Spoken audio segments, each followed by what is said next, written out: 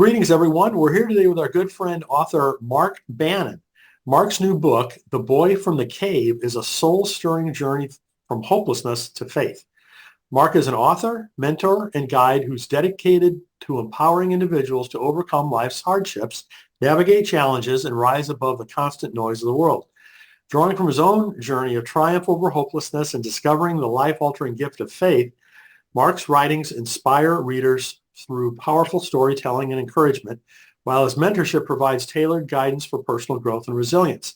Mark lives in Colorado with his loving wife, Amy, and has two grown children and a beautiful granddaughter. He draws inspiration through his faith and from treks in the foothills as he shares his transforming journey and empowers individuals to unlock their true potential. You can learn more at markabannon.com. So this is Mark's book. It's phenomenal. You won't be able to put it down when you start reading it. I can guarantee you that. Mark, it's so good to have you with us, and thanks so much for sharing your journey in the book and being with us here today. Well, thank you so much for having me. It's a pleasure to be here. And so we're going to talk about two different things. We're going to talk about Mark's book, and then we're going to talk about kind of the whole topic of find your next calling. I recently started that effort again, and Mark was kind enough to agree to talk with us about that, because as you'll hear in our talk and see through reading the book, Mark kind of found his next calling a couple of different times in his life in different ways. a few different times. And this book is almost surreal. It's an amazing story. And maybe could you give everyone just kind of the thumbnail overview to set the context, for the rest of our conversation? Sure. Well, the book is a memoir, and it's a story of, it's my particular story, which had some very interesting twists and turns. So at a minimum, I promise the reader they'll be entertained. It's kind of a bizarre story of life being thrown on its head at a very young age and some pretty good hardships and so forth. But really, Brian, it's really our collective story of overcoming adversity. And, everyone in life will face at some point some place of adversity, oftentimes even hopelessness, or in whatever form that might come. So this book is really a story about hope. It's a story about perseverance, endurance, overcoming, and ultimately, it's a story about faith, and it's a story about grace. And how through whatever we're going through, there's always some grace that we can find in it, and usually a lot of grace that we'll find in it, often in retrospect, in my case, but we find that eventually. So yeah, it's our collective story in life, and it's a come along story. I wrote it through the perspective of the age I was at when things were happening, and the lens that I was seeing the world through at that age. So as opposed to writing it from, where I am today as an adult with everything I know, I sort of carried the reader through this story of where, what that perspective was of where I was and what I knew at that time and point in life. So yeah, that was really important, because, part of the book was when you were pretty young, and part of the book was, kind of as you were a young adult, so to speak, and most of us, that are further along do have a much different perspective on life than we did at either one of those stages, as you discussed. So, but the book is, divided into three sections, which is great. And it's basically the cave is the first, and then wandering, broadly speaking, and then finding. Right. So, can you talk about, a little bit about each one of those sections? Yeah, so the story, The Boy from the Cave, it's it's a literal cave and it's a figurative cave. So when I was very young, that first part of the book brings the reader through what had happened when my life was thrown on its head and we found ourselves living in poverty in a cement bunker in the woods of New Hampshire. And it was in the winter in the late 60s, 1969 and 1970. And I was 8 years old when we first went there, 9 years old in that range, and went from a perfect little life of normal life with, upper middle class or middle class, whatever you might call it, normal living, and then into this sudden poverty and challenge. So the first part of the book is that sort of adversity and setting the tone for a trauma that happened that I didn't even realize was a trauma at the time. And the second part of the book is when I ran away from home at 15 years old in the beginning of my 10th grade year in high school and went out into the world. And I call that, 40 years of wandering because it literally was from the age of 15 to 55 years old that I had much wandering. I had many good achievements in life, many good successes, plenty of failure, epic failures. I was really good at that. And a lot of interesting stories. But the first part of the book, that trauma and unmet trauma, things that like I made a decision at the point that I ran away that this thing that happened to me was behind me. It was in my rear view mirror. I was never looking back. I was never going back. And I just moved forward into life and into some pretty good stages of recklessness in the process of it. So the second part of the book is that going from that traumatic, inciting incident of life into this 40 years of wandering. And then the last part of the book is sort of coming home, coming full circle and reconciling, closing that big story loop of life, so to speak. And so that's how the book breaks down into the three parts. So, it's really incredible that you survived it all. And, one of the dramatic aspects of it was your father. I mean, the impact that Yeah. your dad had on all of this. And that had to take a while for you to come to grips with. It did. It took a long while to come to grips with. I mean, as I mentioned, we had this sort of normal life that was typical. My dad was a post-World War II veteran. He came back. He got this great job. He met my mom, who was just an amazing, beautiful woman, Portuguese woman, and he had, raised a family, had 5 kids. I'm the youngest of 5, and we lived in suburbia, turbia, and all the little the stuff the check boxes that you did. And then it was on his 40th birthday that he had, I guess I call it a midlife crisis, because at the time I was just a young child, but he sold everything, quit everything, and bought 85 acres of woods in New Hampshire and moved us up there. Now, he had this idea, right, that he wanted to provide a better life for his kids. I didn't know that then. In fact, I didn't know it till after I helped him leave this earth when, in 2014, when he was 84 years old, and I was a 40, whatever old, 45-year-old, man. But it was this writing the book was very cathartic because I was able to sort of reconcile that and see, that we live in this world of contradiction. And we spend our life sometimes trying to reconcile contradictions. So, and we tend to pick our camp, I think we find in life. And so at that point that the things were happening, I looked at my father was pretty tough. He was a tough guy and, he could be mean at times. So you look at that as a child. And when I ran away and I was just like, trying to reconcile with how could he do this to us and blah, blah, blah. And then on the other side, there's this contradiction that he was also a man of incredible integrity. And he was a man of great work ethic. And he was a man of faith. And he had all these other attributes. And I could never reconcile, like, I never could see that part of him until maybe I made a lot of the same mistakes or choices that he made. Hmm. And you realize that both were true. He was that person that created this incredible conflict, trauma, and these things that I carried with me for decades. But on the other side, the other part of him was also he gave me everything that I could ask for in terms of that integrity and that sort of ambition and drive and faith and just endurance, that capability to endure. So Mm. both are true. It was an interesting thing to reconcile with, but I have a lot of gratitude for him, at the We'll, end of we'll the let day. we'll let people read the book to find out the rest of the details around all that. But it's incredible. That's all I can say. So, as you mentioned a minute ago, you through your wandering phase had several significant financial successes and several crashes. Financial business crashes. I mean, what was that roller coaster like?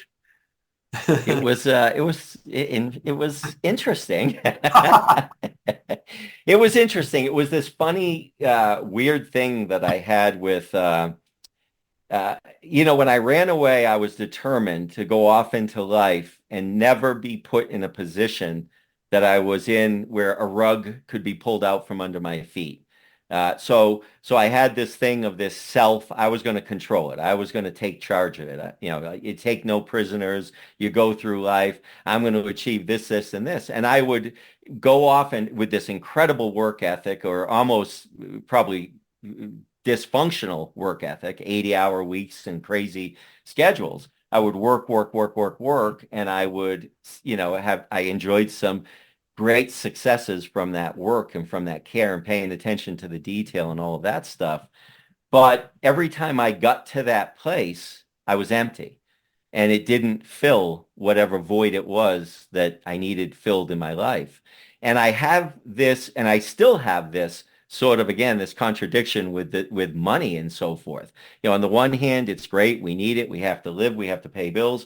On the other hand, it represented when we lost money and we lived with shame and poverty and embarrassment and what have you, it really focused me. I really have this interesting view of money that I've seen it do so much good, yet I've seen it do so much harm. The misuse of money, the greed of money, and people just doing anything for money. So when I'd have these things of success and I'd have this money, I had this weird sort of guilty feeling about it. I had this sort of disdain. I had this sort of like, what does that mean? All of a sudden, you're special, you're important because you're successful, but I'm the same person as I was when I wasn't successful. So that was sort of my thing. So I would be unhappy in that success. I wasn't content. The money didn't fulfill me, the positions, the possessions, the titles, and I was in search. I was in search for meaning. I was a lost boy that was searching for purpose in life. So I would kind of just blow up that bridge and say, nah, this isn't it. I'm going to go here, and I'd be looking to find my next calling, but yeah. Well, as part of that journey, you tried several different religions and different self-help, kinds of things. Um, what was that like? That was, I mean, honestly, there were parts, there was much that I left out of the book, believe it or not, as much as in there. And it was with this sort of tongue in cheek that I put some of these stories because, yeah, I mean, I literally tried everything. I was felt so, um, I felt this drive in me that, you were created for a reason. You survive these things that you survive for a reason. I could feel it, I could taste it, but I could never touch it. And it was always to me looking forward. It was like, don't look back, look forward. Just rear view mirror. You're not that person. Don't talk about it. Just move forward, kind of thing. And I tried everything. You'll read in the book that I tried numbing myself with anything that was possible to numb myself, whether that was substances or whether that was recklessness and adrenaline things, whatever it was, I tried something just to prove this sort of that I don't care or that I'm invincible or whatever it was that was not serving me. Um, and at a certain point, my life was in a really rough place. I was in the middle of my life, a beautiful marriage, and so blessed to be married for 37 years today to this amazing woman who saw in me obviously stuff that I didn't see in me at the time and stuck in there. And there was a lot of good in it. I have two beautiful children. We have these memories of these nice family things and all of that stuff. But within it all, I was just not content and I was not fulfilled.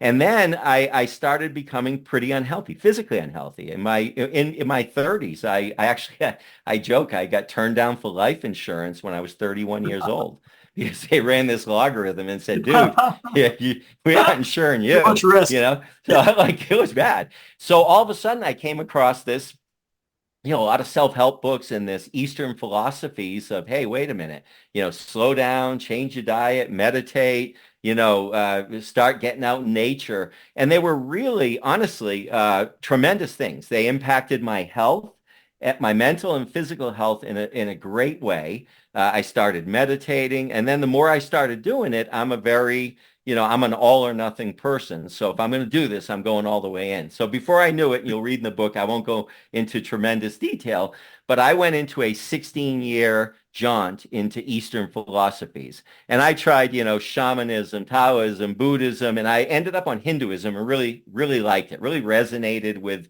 this sort of message. So I dove in and studied. I read the Bhagavad Gita. I read the 108 ancient Upanishads and studied them. I learned some Sanskrit. I got certified as a meditation instructor and an Ayurvedic health instructor. I got tattoos of Hindu gods on my body. I did whatever. I hiked in the Himalayan mountains. I stayed in ashrams. I even dunked in the Ganges River. I was going to do anything to get enlightened and to do this. And I have to say that it brought me 80% of the way there. I started being conscious of breathing and meditating and bonding with nature and exercise and different diet. And I lost weight. My blood pressure went into control. My cholesterol climbed down. And I was gratefully easy to get insurance. I got plenty of life insurance at that point. So it did a lot of really good things for me. Yet I woke up still late in life in my 50s, still saying, something missing. I'm just, there's something more and I can feel it, but I just can't reach it. I can't find it. But you finally did. So I did. So I tell did. people about that. So in a very humorous story, I was with a guy from India who had this incredible glow to him. And I was looking at this guy and spending all this time with him. We were working sort of side by side. And I looked at him, I'm like, man, you're just so, you're so, he just had this peace. He just glowed with this and he just had peace. So I worked side by side and asked him all about his life and his upbringing. And he told me, and I would tell him about all the things I just told you. I did this and this, and I read the Upanishads at 4 a.m. and meditating. And he would just smile and say, tell me more, brother. Tell me more. What else did you do? What else did you learn? And then finally, after a couple weeks, I'm with him and I look at him. He's got this big smile and emanating this peace. And I'm like, and I just break down. I start crying. I look and I said, man, he said, what's the matter, brother? And I said, I'm a fraud. I said, I'm a fraud, man. For 16 years, I get up at 4 a.m. and religiously I study this work. I meditate. I do this stuff. I've read everything. I've traveled the world. I've done everything there is to do to become enlightened. And I said, and I'm not. I don't feel that peace. I don't feel that joy truly. I feel, I'm healthy. My life's more vibrant, but there's something missing. I don't feel complete. And I said, and I look at you and you're enlightened. Tell me your secret. And he smiled this big giant smile and he said, well, I'm glad you finally asked. Put his hand on my shoulder and he said, brother, he said, I'm a Christian, man. And I just cracked up and I'm like, wait a minute. I'm like a Christian, and when you read my book, you'll understand I had some, like issues with running from God and hiding from God and afraid of God and, looking for God in anything but in God kind of thing. And so I looked at him and shocked. I thought he was kidding. And then finally he said, no, really, I'm a Christian. I converted years ago. And that's how I finally myself, I was like you. I had all this great stuff going on, but I just couldn't quite feel complete. And this completed me. I said, okay, so fine. So what's the secret? And he looked at me and he said, read the Bible. And I said, like after wanting to actually punch him, for that being, I'm like, what? Read the Bible. He's like, yeah. He's like, I say that jokingly. And he said, just read the Bible. So I said, okay, great. Listen, game on. I'm all in. I'll read the Bible. But then what? What's the secret? And he looked at me and he just smiled and put his hand up and he said, read the Bible. And so July 25th, 2015, I picked up my first Bible and I said, you know what? If I got up at 4 a.m. every day and did 3 hours of Eastern philosophies and meditation, I can read the Bible for an hour a day. So I picked up the Bible and every single day since then to this day, this morning, I read the Bible. And, and little by little, and all this stuff, it's this, I'm not a super religious guy. I don't know how to be that guy. I was 55 years old when I cracked the Bible for the first time. So, but I can tell you that the reference of it being like the living word and that it speaks to you and that it heals you. And it did. And little by little, I was starting and I realized I had to sort of face these demons. And so I don't know, that was the sort of the trigger for the next evolution, that last part 3 of the book we talked about coming home. And it didn't make all the problems go away. It didn't, it wasn't like this snap of the fingers, a magic wand. There is no quick fix pill. But what it was this source of just power, wisdom, creation that leads you where you need to be and feeds you what you need to be fed exactly when you need it. And I can't explain it any more than that. That's about as religious as I can get with my explanations and stuff. But that's what happened, and that's what changed that whole trajectory of life. So, in reading your book and in knowing you, there's a couple personal attributes that really stand out. One you mentioned, your work ethic is just amazing. Yeah. And I think you also kind of alluded to, once you decide to do something, you go gangbusters, right? You read up everything you can, whether it's a business thing or a religious thing or whatever. Yeah. Um, what do you recommend to people in those areas? Well, I think first that's a great question. I think the first thing that we need to do is decide when we're pursuing something, if we're pursuing it because we're running from something else, as opposed to being drawn to or gravitated to something that ignites us and is calling us. So I think the first piece of advice is and that was a lot of my business, blowing up we call them failures, but they were really self-implosions because I was more running from a lot of things in my life to the next thing because I didn't like this thing. And I never took the time to sort of pull back and really connect with my calling, really connect with, what is my purpose? What is it? What are my gifts? What are my unique skills that I do know each one of us on this planet in creation has unique gifts and something very important to offer the world, every one of us. And so I think the first piece of advice is, if you're going to pursue anything, try to, within it, find that thing that ignites you. Now, that doesn't mean that because there's a difference between doing and being, right? Like you can have a job that's a job that you understand is a job because it's a paycheck and it supports your family and you're grateful for it. This is a very good job that supports my family.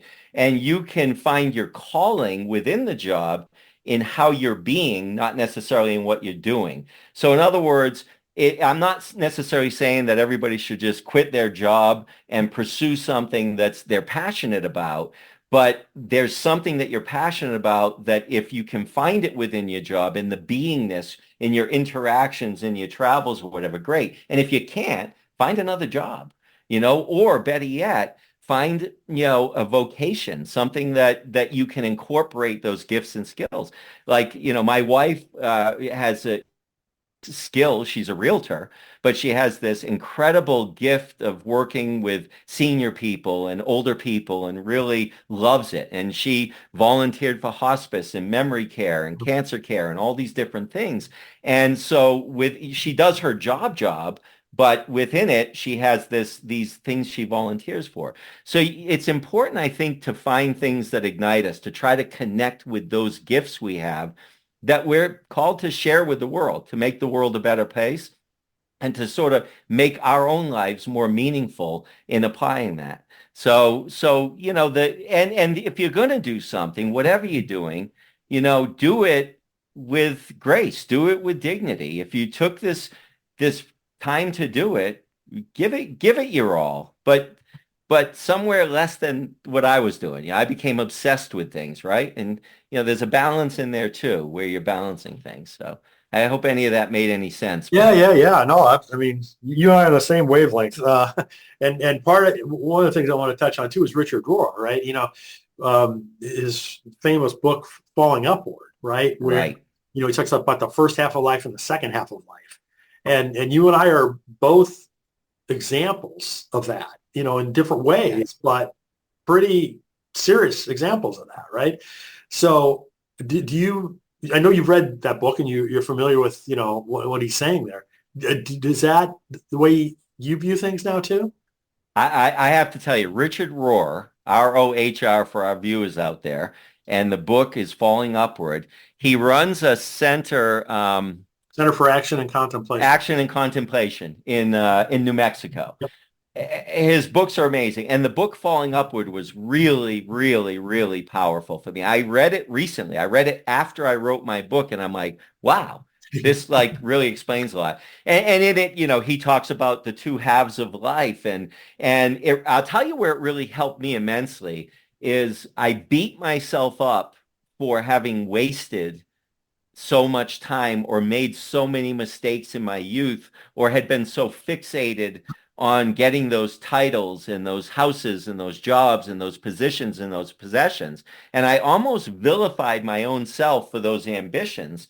And when you read Richard Rohr's book, you realize that no, that's what you're supposed to do in that phase of life, because that's the part of life that you're going through to learn all the tools and to hone all those gifts and to discover that who you are and what it is that does ignite you and what are your special gifts. You have to go through all that. And we do live in a physical world that we actually have to pay an electric bill and a mortgage and things like that. So the book was really healing for me, and I think it's a great read for anyone that's in that phase, especially, transitioning to the second half of life to sort of reconcile. It's all good. So Richard Rohr, all of his works are amazing because he talks about that, that all of it, both sides of it are part of it. The complete picture includes everything. It includes everyone, and they're all, they all have their place in this evolution of life we're in. Super guy. Just Yeah, yeah. I love Well, it. Just love it. like you, I didn't read it until after I had already gone through that transition myself. And people would tell me, "So Brian, you got to read this book because it describes what you did." And Yeah. really, okay, well, and sure enough, I mean, that whole metaphor of first half of life, second half of life was Yeah. pretty applicable to what what I experienced. So it's just when I see another example of that like you that is so clear, in terms of those phases, it's just great to see. Yeah. Yeah. Good stuff. So, from a career perspective, several times, you had to decide something along the lines of what do I do next? You know, Right. looking back on that and particularly, more recently, have you really reflected much on the processes that you either used or would recommend for a person who is in that kind of discernment phase? Yeah, I mean, it's interesting. I think for me, and it happened recently. I think when we sort of get to the place where it really has a lot to do with faith. It has a lot to do with faith to say, okay, wait a minute. You look back on your life, and all of us can do it. And there were these so many times in life that there were insurmountable things that when we were in them, we just were like, how am I ever going to get through this? And then in retrospect, you're like, oh yeah, and you realize that not only did you get through it, we usually got through this stuff with a reasonable amount of grace, right? Like, and it's like you look back and go, that was actually a good thing. That actually was a stepping stone to get me from here to, from here to there. So I think that surrendering a little bit to faith and really reflecting on, really taking the time to sort of, like for me, I go out and I hike in nature. I trek in the foothills and I get these inspirations. But things find you. I've been mentoring several young people, men, or not necessarily even young, quite a age range actually. And I didn't seek it, and I don't do it for a job or for money. It's just people that would find me and say, "Hey, I wanted to have a cup of coffee," and all of a sudden you open yourself up to hearing and seeing other people and that second half of life thing. And so I think part of it is, again, I'll go back to for people that are seeking, that are feeling that they're at a point in life where they want to change or they want to look for their next calling and they're trying to figure out how to go about it. I think the first thing I would say again is make sure that you're not just doing something to run from something else.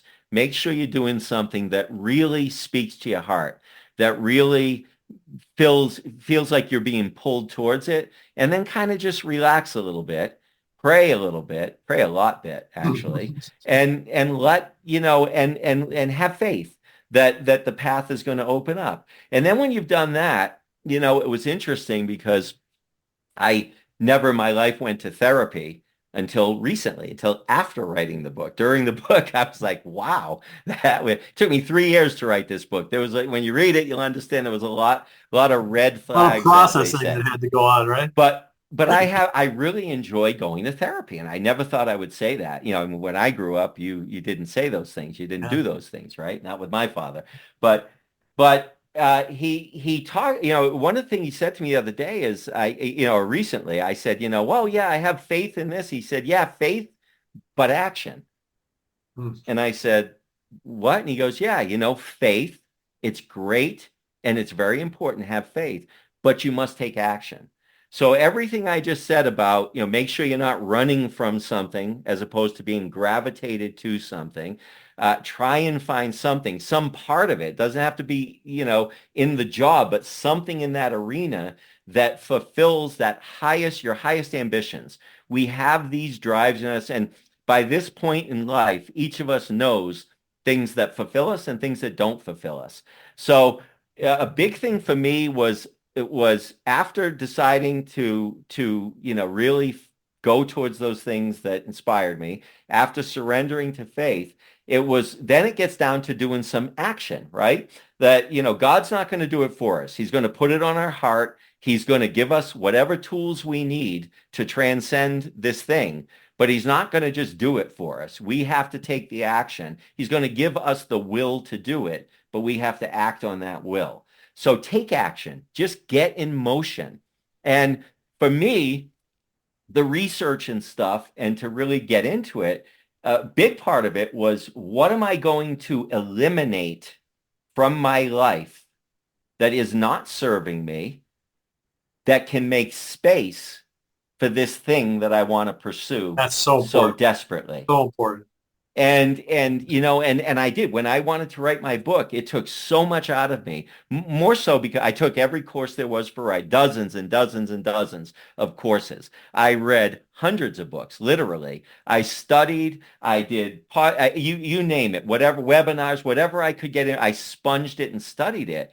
But in order to be able to do that, I had to make space. So I stopped, during COVID, I think we all got addicted to Netflix and maybe too much drinking and whatever. I just quit drinking. I quit Netflix. I decided that when I watched the news, it was not putting me in a good place or good spirit. So I cut way back on my news consumption and decided I need to be in charge of, what and so eliminating whatever those things are that we can eliminate. And it doesn't mean necessarily bad things you're eliminating. Just we have to make space.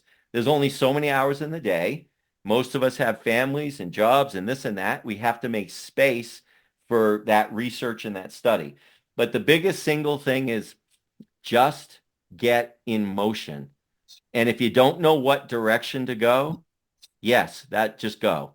North, south, east, west, doesn't matter. Just move. Because every time we move, once we get from that stagnated place that is so easy to stay in, well, I don't know what that's going to be. And if I do this, what's going to happen here? And if I leave this job, or what is my, family, what, blah, blah. There's all these doubts and fear. But if you feel it and you're truly going to something that inspires you and you're studying it and you're researching it, then you just got to move. And when you move in any direction, if you don't know the direction, no matter what direction that we move in, a door opens. It's remarkable. It's just amazing how these doors open. And I went through so many doors that led me to places I never could have imagined that door would have led me to. So motion. So let's get back to your book. As I mentioned, it's called The Boy from the Cave. How is the book launch going? It's going good. I try not to do that compare thing because then it's like you're looking at, Oh, yeah, yeah, yeah. comparing to it's torture. But it's going, I look at there's so many people that I didn't expect to have read it that would read it and reach out and say, wow, you really helped me. I went and they tell me all of a sudden they tell me their story.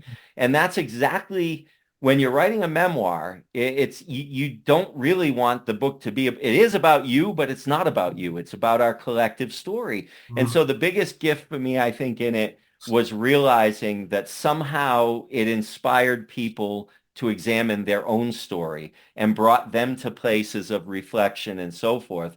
And that to me was the only goal I had in writing the book, was hoping that it would make a positive impact in just one person's life. And now it's so many lives. So I think our stories are important.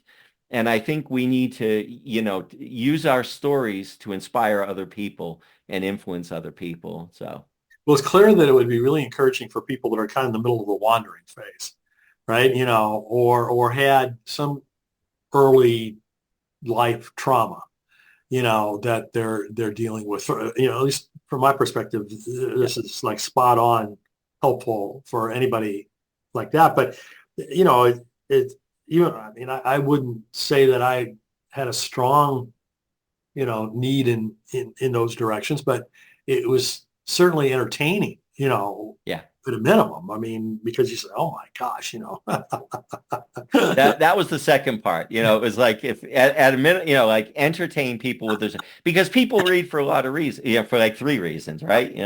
And entertainment is lot of them. So it's this journey. It's like, it's like kind of people have compared it to like Glass Castle, that kind of a story, educated those things of this sort of this dysfunction and this wild story that you go, wow, that's like crazy. But within it, I think there's a lot of, I hope there's some good messaging in there and inspiration in there and things like that. So I know we were still in the midst of launching the book, but I have to ask you, what's next?